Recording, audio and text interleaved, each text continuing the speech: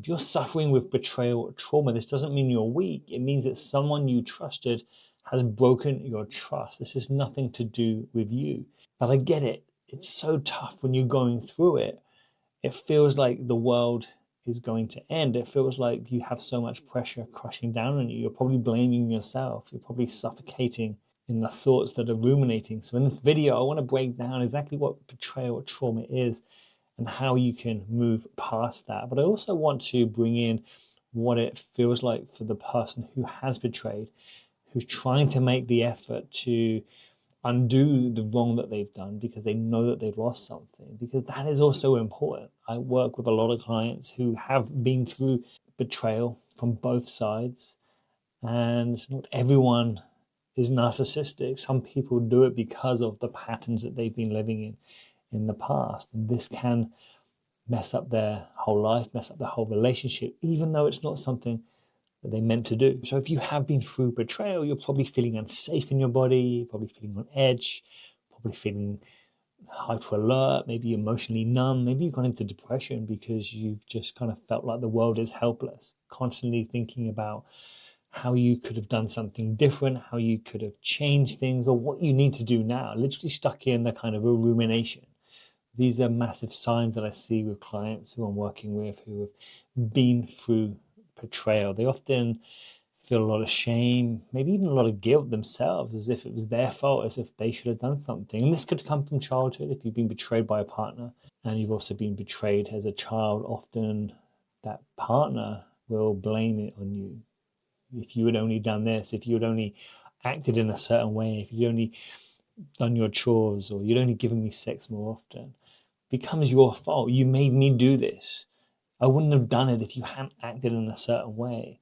So we start to pick up these beliefs because this is someone we trust. So we take on the beliefs that this person gives us or this person wants us to feel, and then they become part of us. And that's where we need to release, because the more we allow these thoughts, these emotions, these negative feelings to run unchallenged, the more they become this dangerous inner workings, which we really need to get a handle on. So one of the biggest things that I see so many clients do is getting stuck in this kind of rumination loop, if you will. And I get it. The reason you're overthinking things is because you want to make it right. You want to come up with a solution. That's how we're taught, right? We're taught to find a way.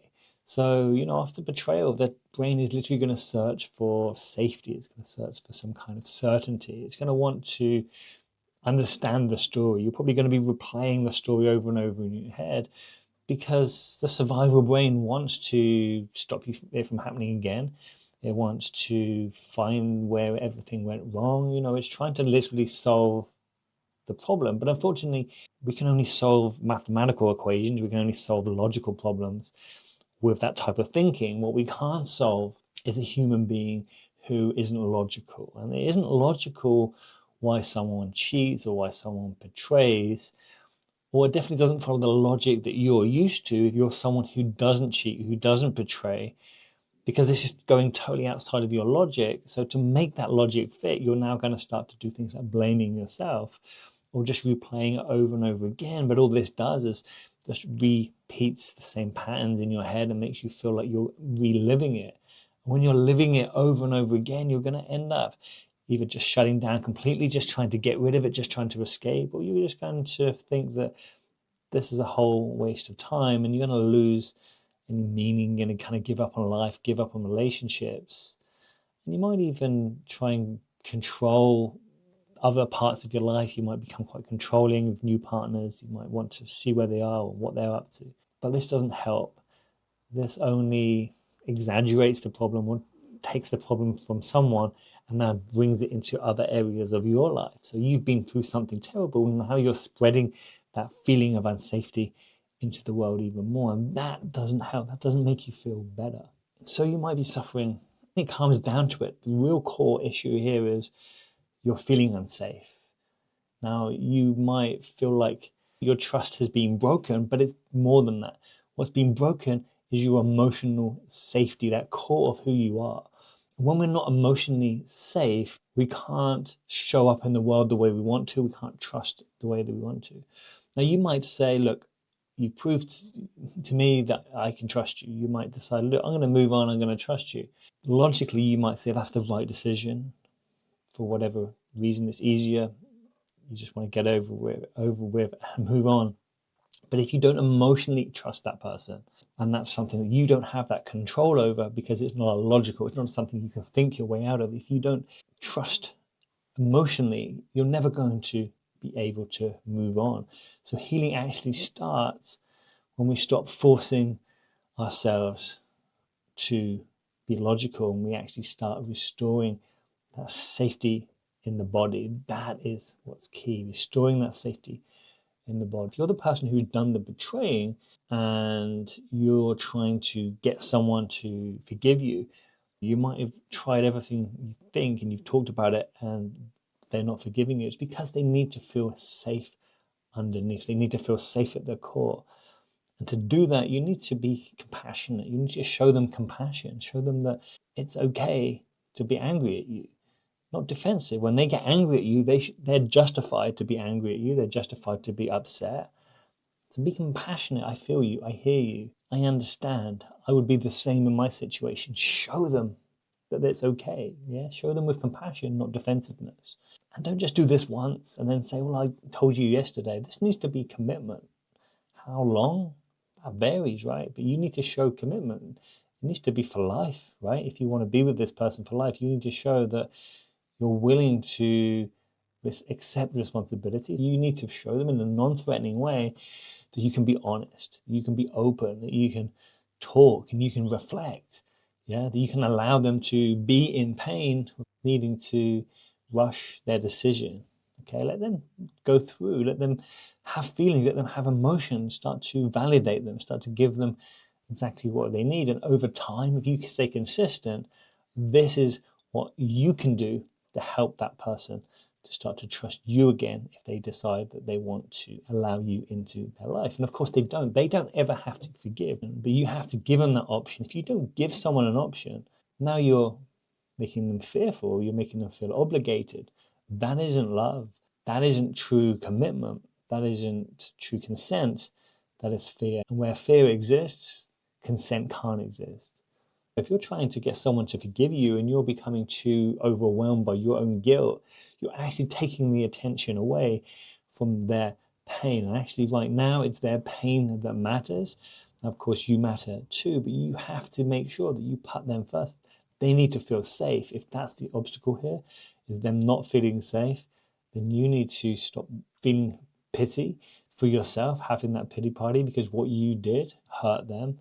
And you need to acknowledge that, take responsibility for that, and accept the pain, accept the guilt, and that will go with time.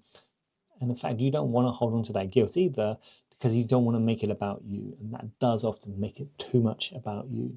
So if this is you and you have just been cheated on, and you want to get back into the flow, get back into a relationship, or start to just feel good again, there's a number of things that you need to do. And you need to start focusing on healing yourself. Let's start focus on your healing journey. Make sure your finances are up together. Make sure your spirituality is in place.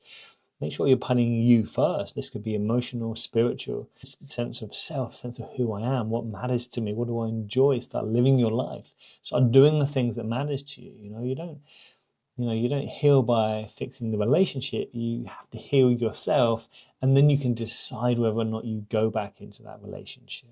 Now, I'm going to break down now the 5 steps of that healing process so you can start to move along with that journey. Now, the first step is don't blame yourself. So many people start to blame themselves. They think, well, this must be my fault.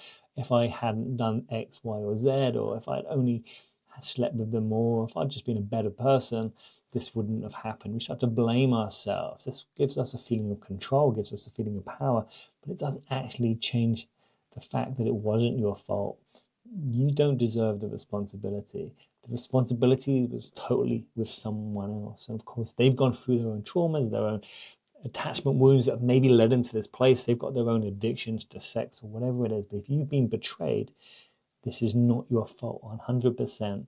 So the first step number 1 is do not blame yourself. Now, step number 2 is grieve the life that you thought you would have. Now, grief This is a huge one, and not a lot of people do this. They don't allow themselves to grieve, but when you grieve, there's a number of steps that people go through, kind of sadness, anger, shock, all these kind of steps of just confusion. And that is grief. Allow yourself to grieve. Like, this is the world changing. This is the trauma. This is the world going from this person exists to this person doesn't exist. Now, this person hasn't died, but they've changed in your mind of who they were. There used to be this person who seemed like this, who looked like this, who had these beliefs and had these values, and you could rely on. Now there's this other person. This is what they've morphed into. So grieve the old person so that you can then, if you choose to, start afresh with this person or start afresh on your own. You're not just mourning them. What you're mourning is your safety. You're mourning your dreams, and you're mourning your trust, all those things that matter to you that you took for granted. Step 3, once you've been through that grieving process, is start to look at, what can I learn from this situation that I've been through? What did you miss, right? What did you ignore? Why did you miss it? Why did you ignore it? Was it because you were taught in childhood that this was okay? Is there some toxic belief that you've been taught by someone else, passed down to you from maybe other generations? Have you seen your mum or your dad go through similar trauma, similar betrayal? Have you seen that before, and have you modeled it? Are you looking for someone who isn't trustworthy? Do you feel more familiar when you're around people who aren't trustworthy? What can you learn from this pattern? Is this a pattern that you've been through before? Do you feel like you deserve to be betrayed? Start to learn about yourself, because when we start to learn the signposts, this is when we can then take action to move forward in life. And by moving forward in life, we can then live that life that we actually want to, because these are all signposts. And the more we learn about ourselves, learn about the triggers that are showing up, what type of triggers, what type of things happen to you that trigger you into feeling unsafe. Is it every time someone shows up and offers you affection? Do you not feel safe when someone offers you affection? Do you feel like, well, I can't trust people because last time someone offered affection, that led to being betrayed? What is it? What have you learned about yourself? Because those are the areas that you now can take full control of, take accountability of, and choose to let the ones control your life, or take back control and use them to your ability to keep you safe. Number 4 is learn to feel the emotions. It's so important that you learn to actually tap into that feeling of emotions. Often, especially if, as a child, if you've been through betrayal or complex trauma as a child, you've learned to shut off from your emotions. You've learned to disassociate any feelings. And when you disassociate from your feelings, this stops you from actually being alive, experiencing suffering, experiencing joy, experiencing grief, experiencing love. We shut off because that is a way of keeping ourselves safe, but it does limit our life. It limits us from actually having a life that we can call a joyous life, if you will, a life full of ups and downs. So it's so important not to repress those feelings, because when we repress those feelings, they go inside us and then they kind of eat away at us, and we live under a lot of stress, a lot of heartache. We can end up dying early. People die literally from a heartbreak. People die literally from stress. It's been proven to be one of the biggest killers. So why hold that inside? Why not let it out? Why not cry? Why not allow the sadness, the anger, the fear, the grief to come through us? So one way we can do this is to be mindful and just to start to notice what feelings. And when we see that feeling, rather than push it away and bring in another feeling, we just allow that feeling to be, let it to move on. Wait for the next feeling, emotion, or let it move on. Just let it come, let it go. Not trying to push it away, not trying to keep it, not trying to change it in any way, just accepting it. If it brings tears, if it brings laughter, it's all the same. It's just an emotion. It's not us. It's a feeling. We're allowing these feelings to move freely through us, rather than catching that feeling and going stuffing it down, because now we're actually holding on to that feeling. You don't deserve to hold those negative feelings for as long as you've been holding on to them. You deserve to release those feelings. And then number 5, the final one, is acceptance, but not forgiveness. You don't have to forgive them, but you do have to accept that this is what's happened. This is the reality. Don't try and change it. Don't try and change them. Don't try and make up excuses. Don't blame yourself. Don't blame the world. Accept it. This is the reality. This is what's happened. Yes, the future's unknown. They may change, but they may not. What is important is that you don't feel pressured to have to forgive them. No one has to forgive anyone. In fact, forgiveness is your choice, and there's 3 different levels of forgiveness. There's 100% forgiveness, where you just forgive someone 100%, or there's medium forgiveness, where you're just forgiving them a little bit. Just going, well, I forgive you because I can forgive what you did. I don't want to hold on to it anymore. Or there's, I'm forgiving you, as in I'm just letting go of what you did, but I'm never going to forget you out of my life. So you can choose your level of forgiveness. It doesn't have to be all or nothing type of thinking. But accept that this happened, and accept that it frees you to heal. It frees your energy, because your energy isn't now worried about, why did this happen? Was it me? Should I blame myself? And remember, you are not broken. You see, your actions are totally normal. This feeling that you're going through now from betrayal trauma is totally normal. Healing is 100% possible. If you want to heal, you can. Start to find people around you who make you feel safe. Look for some coaching, look for some therapy, work one-on-one with myself, or join my community, join the wait list if it's not open right now, and get started. Start connecting with people who have your back, who understand your journey, because this is a journey, and you're going to come out the other side feeling a lot stronger, a lot more resilient. You're going to be glad that you actually went through it, because most people come through the other end and they're glad because they learned so many important lessons on the way. And of course, it doesn't feel like that at the time. It feels horrible, and I wouldn't wish it on anyone. But if you have been forced into this situation, you're going to now accept that situation, and accept that this is now an opportunity to learn, to grow, to come out the other side stronger, so you can not only just help yourself, but help your loved ones, help those you care about, and help make a difference in this world. And guys, please subscribe, please like this video, and share it with anyone who needs to hear this message.